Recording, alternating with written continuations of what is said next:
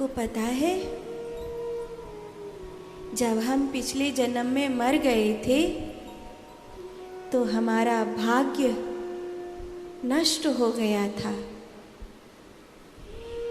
पिछले जन्म में जब हम मर गए थे तब केवल 2 ही चीज हमारे साथ थी, हमारा प्रारब्ध और हमारी साधना।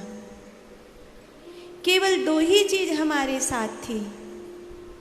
फिर नए जन्म की हमने तैयारी करी और मां के गर्भ में पिता के वीर्य से कारण शरीर के इकट्ठे होने पर 24 तन्मात्राओं के एक जगह मिलने पर मेरा सूक्ष्म शरीर स्थूल शरीर को धारण करने लगा। केवल इतने से नए जीवन में जीने के लिए मुझे भाग्य नहीं मिल सकता था, इसीलिए मां के गर्भ में उल्टा लटकाया गया। बालक लगभग जब 5 से 6वें महीने में प्रवेश करता है तो उसकी जो दशा है कुछ ऐसी हो जाती है। इसीलिए बड़ी बूढ़ी माताएं देख लेती थीं, चंद्र कुक्षी में है मतलब पुत्री होगी, सूर्य नाड़ी में है, पिंगला में है, इस प्रकार झुका है, पुत्र होगा। किसी अल्ट्रासाउंड की जरूरत नहीं पड़ती थी, किसी और विधि की जरूरत नहीं पड़ती थी। केवल वो बालक के मूड को देखती थी, चंद्र नाड़ी में है या सूर्य नाड़ी में है, उसी से पता चल जाता था पुत्र होगा या पुत्री होगी। अगर पुत्री है तो उसका मुख माँ की चंद्र नाड़ी में होता है। जब वो उल्टा होता है तो इस प्रकार होता है, उसके पांव थोड़े से ऊपर होते हैं और सिर ऐसे करके नीचे होता है।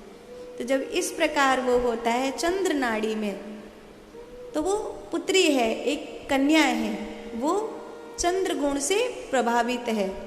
तो जब वो उल्टा होता है तो उसका जो मूलाधार की ऊर्जा है वो उसके ब्रह्मरंध्र में पहुंचती है। तो जैसे उसकी मूलाधार की ऊर्जा ब्रह्मरंध्र में पहुंचती है उसका भाग्य पैदा होता है, उसका भाग्य जन्मता है। जब उसका भाग्य जन्मता है, चूंकि उसका सिर मां की चंद्र नाड़ी में था तो शरीर से वो स्त्री शरीर में होगा और भावनात्मक उसका स्वभाव होगा। अगर वो मां की कुक्षी में सूर्य नाड़ी में अपना सर फंसाए हुए है तो वो शरीर से पुत्र होगा। प्रक्रिया वही है, उसका जो मूलाधार पे बसा हुआ प्राण है वो चूंकि माँ की टूणी से जुड़ा होता है, माँ की टूणी से उसकी टूणी जुड़ी होती है नाभि, तो वो नाभि पर जो ऊर्जा का स्रोत है वो बालक के सहस्रार पर जैसे ऐसे हुआ वो, तो नाभि से लेकर उसका जो स्रोत है ऊर्जा का उल्टा हो जाने के कारण वो बालक ऐसे रहता है ना, तो वो सहस्रार पर पहुंचता है। जितने हद तक सहस्रार तक पहुंच जाता है उसका भाग्य उतना ही प्रबल होता है। ये प्रक्रिया लगभग 3 महीने में पूरी होती है। इसीलिए 7वां, 8वां और 9वां महीना बालक के लिए बहुत विशेष होता है। यही कारण है कि इस महीने में गर्भवती स्त्री को विशेष साधनाएं करवाई जाती हैं। गीता, रामायण आदि का पाठ सुनाया जाता है, भागवत आदि की सुंदर रचनाएं बताई जाती हैं और सब प्रकार से उसे उस प्रकार की ऊर्जा से, उस प्रकार की साधना से भरा जाता है कि अब जब बालक की ऊर्जा मूलाधार से सहस्रार में पहुंच रही है तो वो क्या विचार लेकर के पहुंचेगी, उसका कैसा भाग्य बनेगा। इतना तो परमात्मा ने, नियति ने, प्रकृति ने हमें गर्भ में दे दिया, लेकिन गर्भ में मिले हुए को कब तक खाएंगे? जैसे किसी ने तुमको 2-5 लाख रुपए दे दिए, लेकिन उसे कब तक खाओगे? काम तो करना ही पड़ेगा ना, उसको बढ़ाओगे नहीं, एक दिन वो शेष हो जाएगा, खत्म हो जाएगा। कब तक चलेगा? 7 पीढ़ियों को खाने लायक हो, पर वो केवल निकल रहा हो, उसमें डाला नहीं जाता हो, तो वो खजाना भी एक पीढ़ी में खाली हो जाता है। कितना भी दे दीजिए, उसका स्वभाव है भागना। ऐसे ही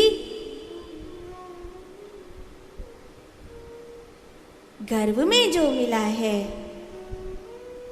उत्तम है, लेकिन उसको बढ़ाना होगा।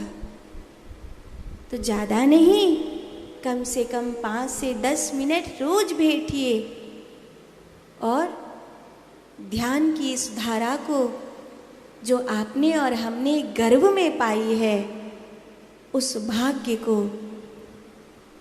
इस शरीर में रहते हुए प्राप्त करिए। गर्भ में जो ऊर्जा नाभि से सहस्रार तक पहुंची थी, उससे तुम्हारा ये जीवन चल रहा है, उससे हमारा ये अब का समय चल रहा है। अब जो ऊर्जा नाभि से ब्रह्मरंध्र में पहुंचेगी, वो उल्टे लटक कर नहीं पहुंचेगी, वो सीधे बैठे बैठे ही पहुंचानी है। उस ऊर्जा के पहुंचने से हमारा परलोक में जाना सुधर जाएगा, हमारी मुक्ति के द्वार खुल जाएंगे, हमारे मोक्ष के साधन उपलब्ध हो जाएंगे।